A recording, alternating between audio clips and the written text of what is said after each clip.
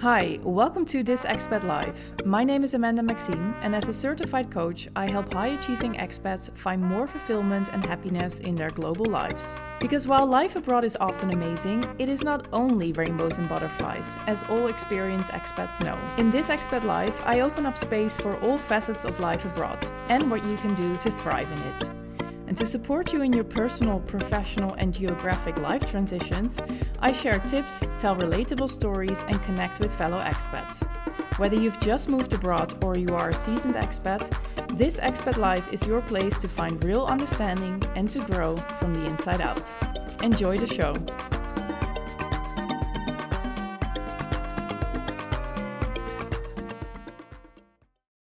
Should I stay or should I go?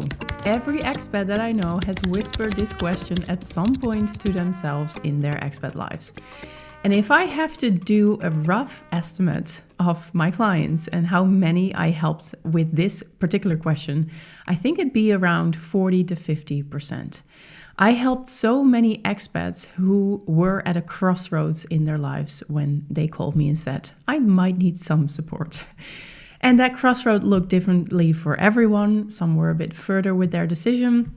Some were still really stuck. Some weren't fully realizing yet that they were nearing a crossroads.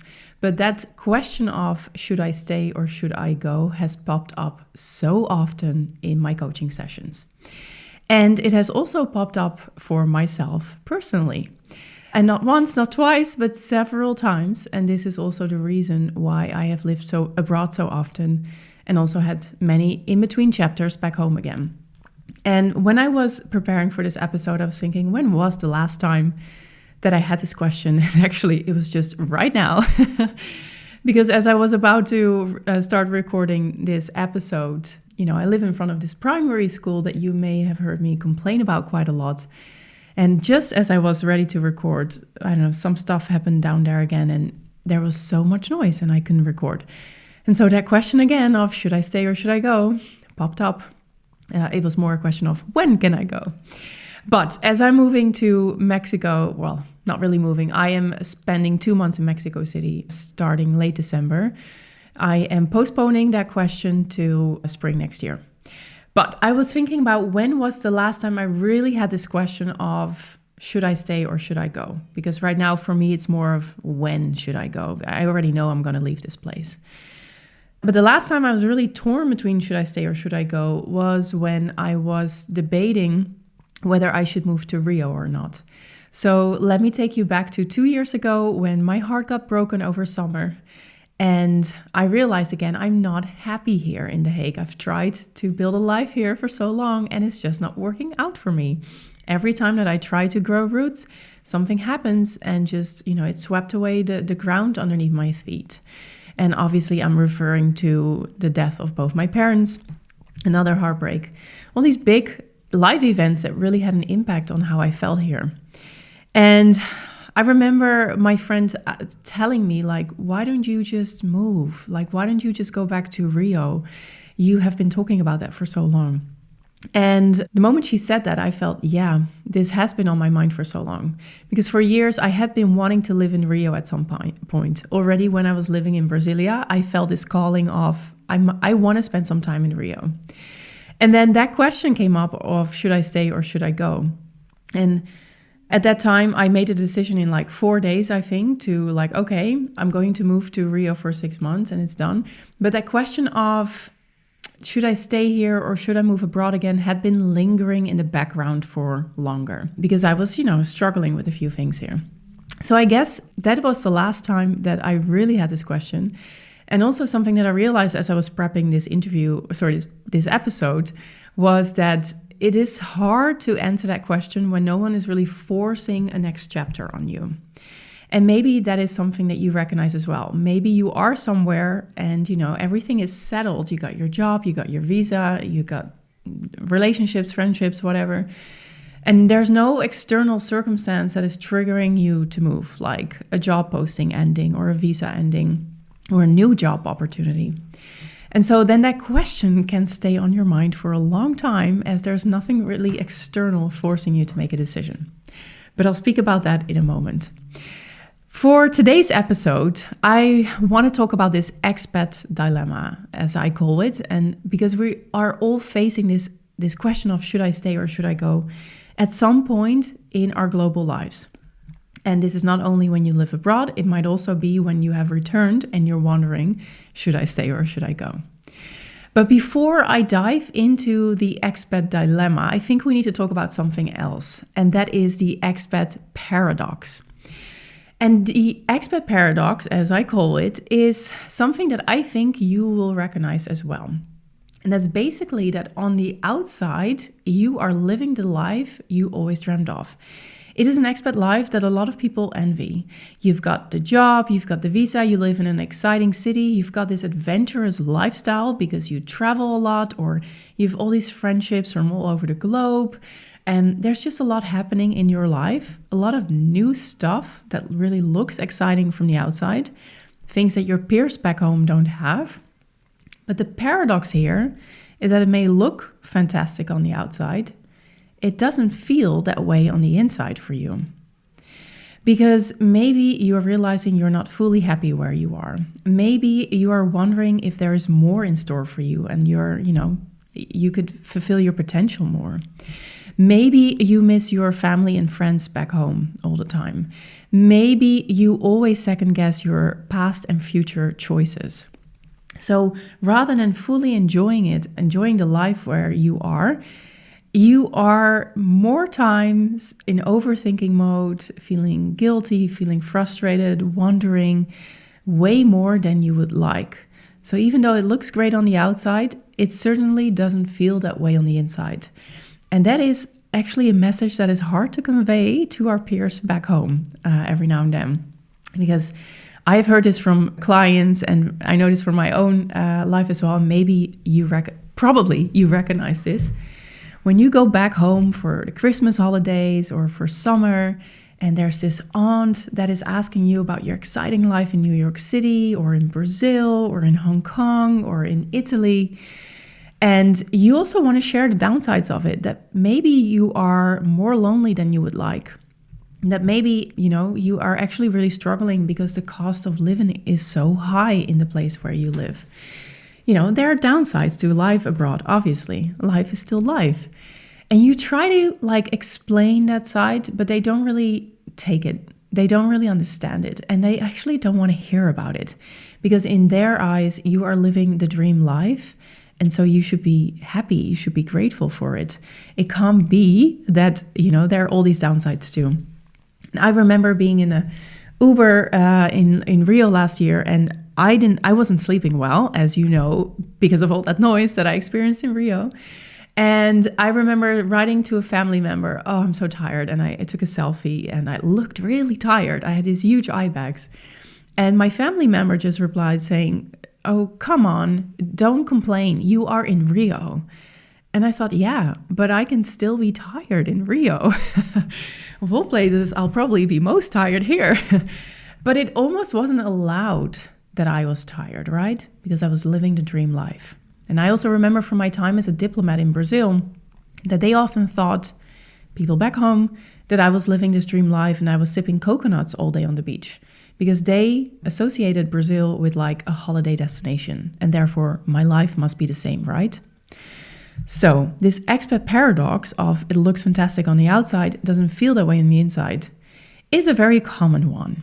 And if you let that linger for too long, over time, it can turn into the expat dilemma. And this is when you start to wonder hey, maybe I'm not fully happy here or reaching my full potential. Maybe there's more in store for me. Maybe I don't like my job that much anymore. Maybe it's time for a change. These could be questions actually that your peers back home have as well, especially about the job, relationships. But for you, it isn't just one question.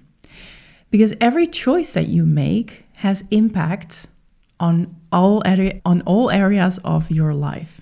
So if we look at the should I stay or go question when it's applied to your career, your peers back home will take that question of, do I stay in this job? Do I find a different job in the same sector? Do I pivot altogether? For you, you could have that same question. But the moment you start thinking about, what if I leave this job? The next question is right away going to be, do I even want to stay in this country? And if I don't want to stay here, where else would I go? And if I'm going abroad, should I maybe also be going back home? My family would certainly appreciate that. My friends as well, I miss them. But do I have the same career opportunities back home? And what about my friendships here? It took so long for me to find them and to build this social life and to feel steady here. Am I ready to give that all up? And before you know it, you are stuck in this web of options in front of you, where one decision has an impact on other areas of your life and other decisions. And so one decision splits up into, or one path splits up into multiple paths and more and more and more. It's like this exponential thing. And you are stuck in front of it because from where you are, you can't see what is the right decision to get out of it and to be the right decision for you. And so when you have this expat paradox of like, it looks great on the outside, but I don't feel it on the inside, all these other questions can come up about your job, about your potential, about your friendships, relationships, and then you get stuck in this web of options. And it is hard to be in this web. And I spoke about it with a lot of expats in the last couple of months as I was inviting people to the co-pilot and coaching them on their decisions. And it's really hard being in that web because, well, the expats that I coach like to do things well, and they want to be sure that their next move is going to be the right one. They don't like wasting their time or opportunities. And so up front, they want to see, okay, I'm willing to take a step, but I need to know that that step is on the right path for me. And I think it's actually more, it's not just about these decisions about your career and scenarios. It might be about your whole identity, right? I am a different person I am now than I was as a diplomat in Brazil. And not only because time has passed and life events happened, but also I had a different kind of identity there. And if you're in this web, it's almost like you have to choose between two or more versions of you. You know, the version that stays where they are and that is growing more roots and going more into depth with this country and maybe turning from expat to immigrant. Or this version of you who's starting over again and who really becomes that serial expat and lives that global life. Or that version of you who's ready to go home and go back to that, you know, that original place of roots. But then you won't be that person that lives abroad anymore. And so you are choosing between different versions of you. And not only that, you also know what you're leaving behind with every choice. It's not just a job that you're leaving behind. It's a whole life version of you, identity, season of your life that you're leaving behind. And so that can be so hard to choose in that web of options what is right for you. And this is the expat dilemma. And we nail it down to like, should I stay or should I go? But it's much more nuanced than that. And that is also why probably you are stuck in it and you can't figure out what's right. If you're like any of the expats that I coach, that I work with, you, like I said, you want to do things right. And you want to know what is the best move for you going forward. And so you want to take your time figuring that out. And probably you're torn between different options. And one day you might think, okay, I am ready to go home. And the other day you're like, no, I want to stay here, or I want to find a different job. And it changes all the time. You can't see what is the right path for you. So you take your time and you overthink and you overthink.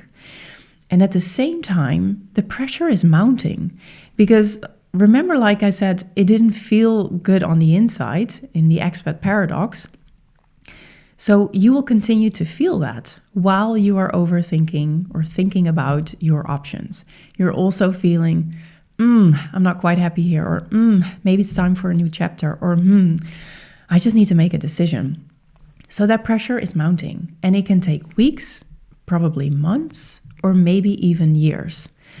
I had a client recently, she's living in Asia, and she had several big decisions she needed to make about her life.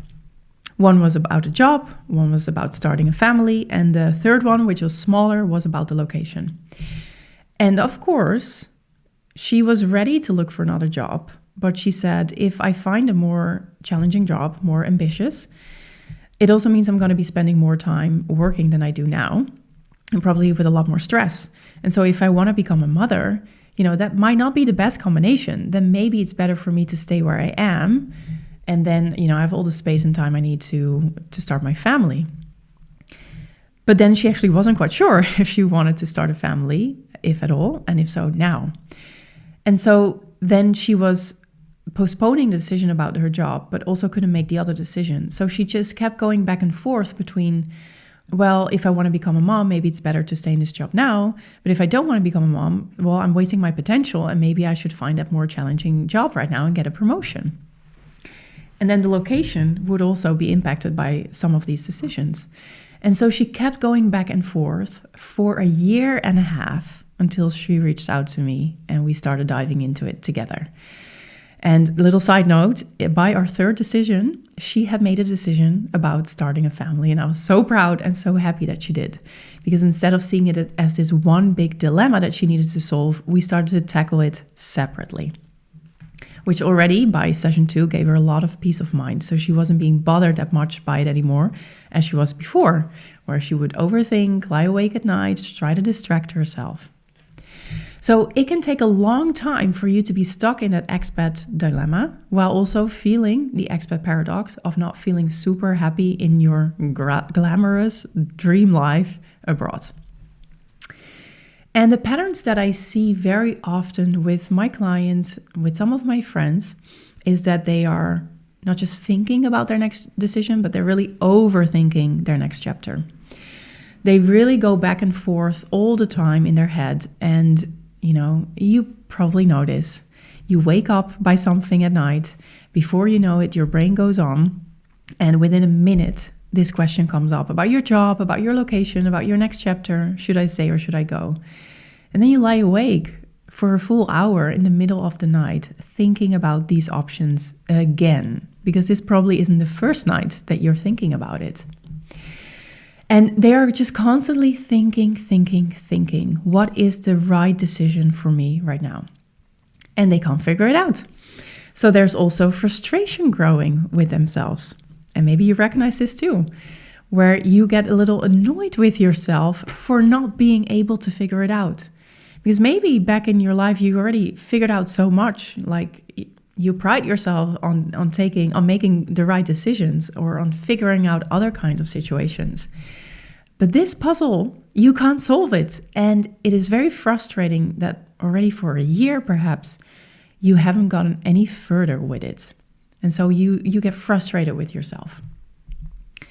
And something that I also see very often is that they start to feel guilty. And maybe you know this one too. They feel guilty for wanting more while they already have so much. They recognize that they live a privileged life abroad. And then they feel guilty that apparently it is still not enough for them. And whenever we work together, I always have to say, let that go, because just because it looks good on paper or it's objectively really a nice life doesn't mean it's right for you. So the fact that you feel unhappy in it, you should validate that and don't feel guilty about that. And there's also guilt that they are not appreciating it enough in the moment. So maybe they don't feel guilty for wanting more, but they feel guilty for just overthinking all the time and being worried and being uncertain and questioning so much in their life, where actually all they want to do is really enjoy where they are, because that was the reason why they moved abroad. So there's a lot of guilt going on too. And what I've seen happening too is that it might lead to avoidance. Like maybe you get so tired of thinking about it all the time, you just avoid it altogether and you wait for some sign to help you make a decision.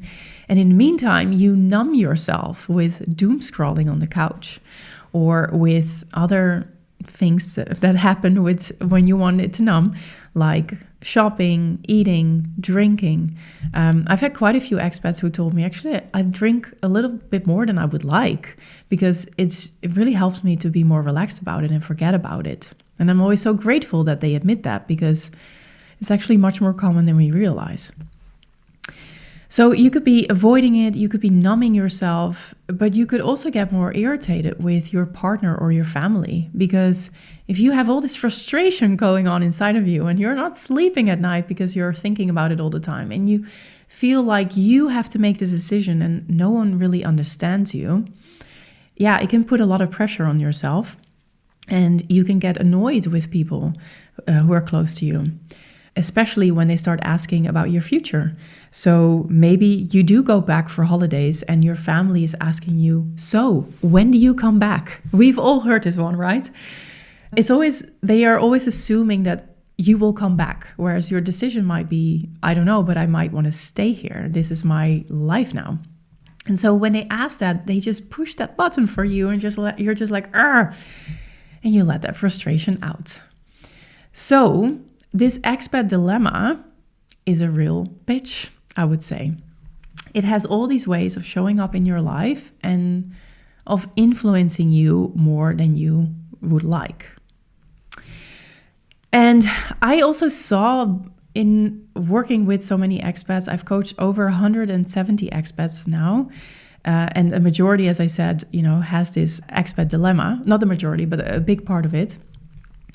This expat dilemma has different stages or different ways of showing up, because I don't want to say that everyone goes through the same stages, but I do see a few, common things happening all the time. Maybe like I have and had, no one's really forcing you to make a decision. There's no visa expiring, there's no job ending, but there's something quietly building inside of you that you're just not happy. I had that in London 10 years ago, and I was reminded of this story again because I just came back from London. And I was living in London. I did my master's degree there, and I think I shared a few sentences about it in our last episode. But when I got a job later there, it was a really toxic culture, and I really was unhappy there. I was under a lot of pressure. I was basically in burnout. And I just felt like this can't continue, like something's got to change. But I didn't see the option of quitting my job and moving back to the Netherlands. Not at all. I thought I just had to work harder, try harder, give it a little bit more effort. And basically that I would just have to change myself to do what was normal. And I thought I had to be the one to change. And it was only when I went back for a quick December holiday and I spoke with my friends and we were having dinner together, and I was like, in my head, I was like, please don't ask about my job because I'm not sure if I'm able to speak about it. And of course they asked about my job because they saw how I looked. I looked terrible. And I said, well, I'm really not happy and it's so hard and la la. And one of my best friends, she said, well, Amanda, you can just quit. And I was like, no way. There's no way I can quit. This is my dream job. And she looked at me and she was like, this is your dream job and this is how you feel? This is not your dream job. And I'm still so grateful that she said those words, because all of a sudden I felt like a light went on in my head, or I saw light at the end of the tunnel. Something broke open. I felt expansion. And I really felt, oh, I can also quit my job.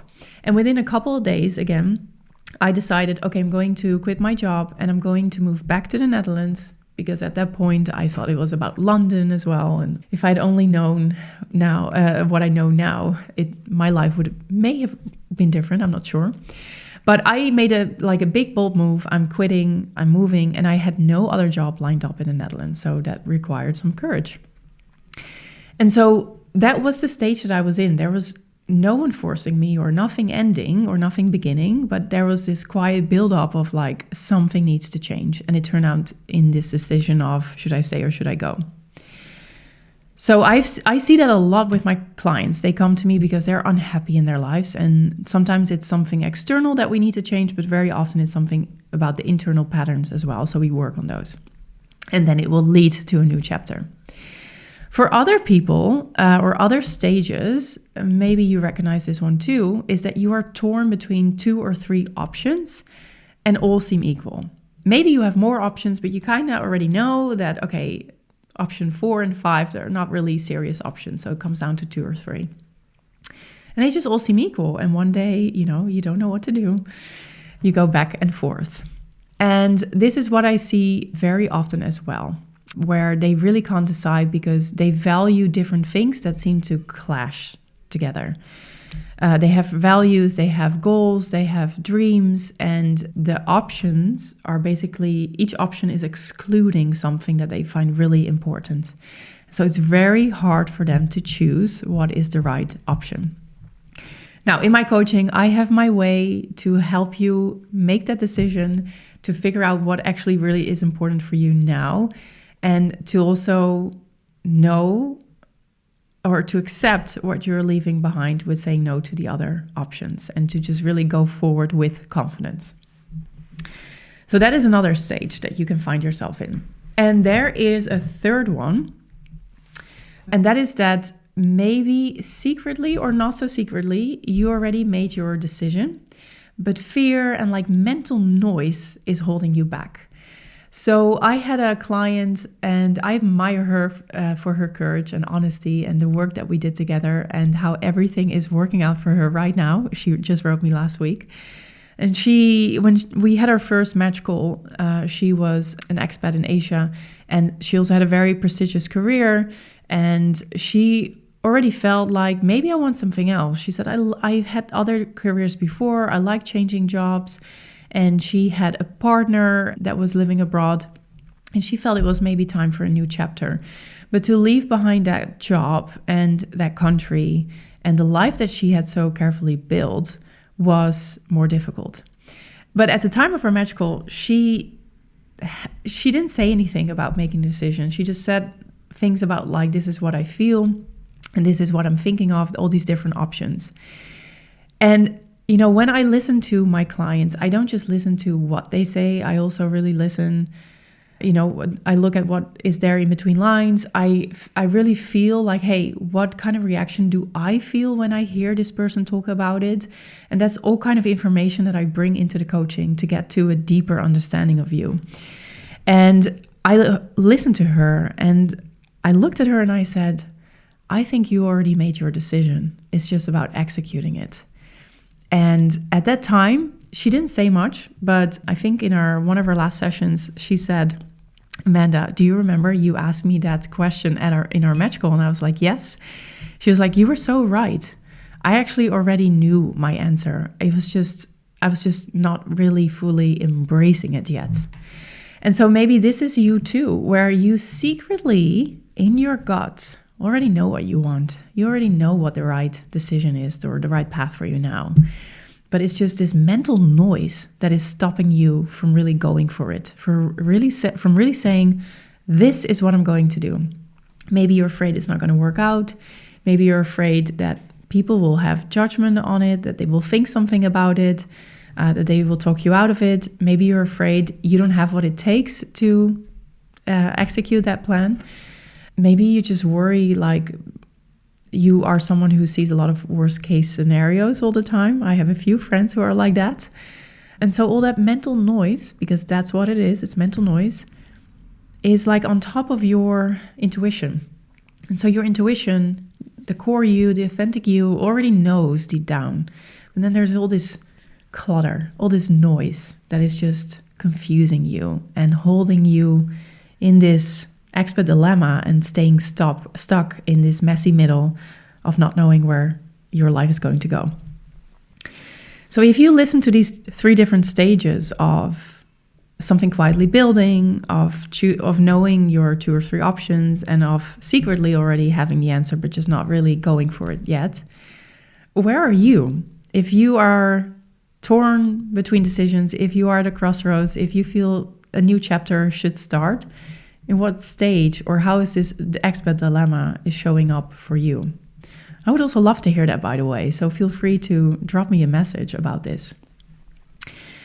And what I see very often, and what I'm definitely guilty of this myself as well, is often we think we need more time to think about it to make the right decision of this expat dilemma. I just need some more time to figure it out. This is what I hear very often with expats. I just need some more time to think about it. I just need to think my way through. But actually, what if decisions can be made in a heartbeat? or in a day or 2 days, like I done with Rio and for moving out with London.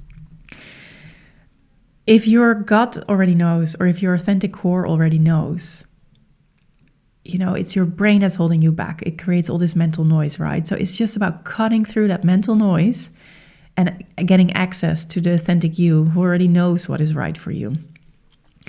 I recently had a call with someone as well who was interested in my coaching, and he was a bit disappointed that there weren't more sessions in my coaching package, because I said, I think I need more time to make these big decisions. And I really felt no, because with my coaching, we can go deep straight away and I will help you access that authentic you that already has the answers for you. And I will always remember this one session with a diplomat who was living abroad, and she had an opportunity to either stay there or to go back home and get a promotion, basically. Stay and get a promotion, or go back home and start something new in her job as well. And from a professional point of view, the staying abroad option kind of made more sense. But she also felt like maybe it's time for me to grow roots back home. Maybe I want to spend more time with my family. Maybe I want to invest more in a relationship. And she was going back and forth all the time until she reached out. Thankfully, she didn't wait 1.5 years. I think she waited only a few weeks. And this was a decision that was being forced upon her. Like, she had to make a formal decision in like 2 weeks after we would speak. And so I got on a first session with her right away. And actually, we were doing this session in London. I remember it. It wasn't a call. And we did an exercise that wasn't about thinking more. It was about, accessing that inner knowledge. And boom, she found her answer. By the first session, she found her answer. And she really followed her heart. And she made the decision that was right for her at the time. And the rest of the sessions, we just used them for other stuff that was also important in her life. But that puzzle that she was so desperate to solve that she couldn't figure out on her own, we did it in one session. Decisions don't need a lot of time. You can make a decision in a second. You can make decisions every new year about, what is important for you in the new year. But every new second, you have a chance of a new beginning and of making a really powerful decision of, I no longer want this for myself, or I no longer am going to keep myself small, or I'm going to follow my heart, or I'm going to choose adventure. Every time you can make a decision, and that decision, if you can access that inner knowing, doesn't need to take long. You just need to nurture that inner knowing and get access to it. The execution on it might take time, but the decision itself doesn't have to take very long. Now, I'm not saying for everyone you will have your answer in one session or in one exercise or in 1 second, but it doesn't have to take as long as you think it will probably need. Actually, often what I very see is that it's just this mental noise that is holding us back. It's most often fear. We are afraid of failure. We are afraid of rejection. And it's shame. We are afraid of what people will say when we do follow our guts and our hearts, and we do go a little bit outside of the norm, or we do say goodbye to things that are objectively really good, like this expat life that you are living. The moment you can leave that fear and shame and other mental noise aside, you get deeper, better, faster access to that inner knowing. And the more you can follow that inner knowing and take action on it, the more self-trust you will build, the more right your decisions will feel, and the quicker the decisions you will make as well. So, to recap, I can talk for hours about this subject, and I will. I have more episodes planned. So the next episode is about certain mistakes you want to avoid when it comes to making decisions and starting new chapters. And it's also the reason why I created the co-pilot, because there is a lot here that we can talk about. There's a lot to decide here, a lot of action that can be taken, and I can talk for hours about this topic. But the Expat Dilemma is basically coming from the Expat Paradox, where you don't feel happy and you feel the next chapter is building for you. You can't choose what is right for you, or you find it hard to get started on what you secretly know is right for you. And I'm going to conclude this episode now, but if you are someone who is stuck in this expat dilemma and you keep overthinking and you lie awake at night and you're just wondering, will I ever figure it out? Why can't I appreciate more what I have? Why can't I enjoy my life here more? When will I finally know? I just want you to know you are not alone. You are not broken. There's nothing wrong with you. It happens quite often. But just because it's common doesn't mean it has to be that way as well. Just because so many other expats are facing this expat dilemma and are stuck overthinking it all and they can't figure their way out, doesn't mean it has to be that way. Because just like I said, decisions can be made quicker too. And you can really tap into this inner knowing and follow it. And you don't have to stay stuck for a year and a half or months. You can make your decisions, your next chapter, much, much quicker. So, to leave you with a question to ponder after this episode, what do you secretly already know is the right path for you or the right next step? And if you want to share anything about it, feel free to let me know. I always love reading your DMs about the podcast. I got a message yesterday again saying which episodes they loved and what it changed for them. And it's really nice to hear that. But also I want to hear from you. What is the expat dilemma that you're stuck in? What options are on the table? What can't you choose?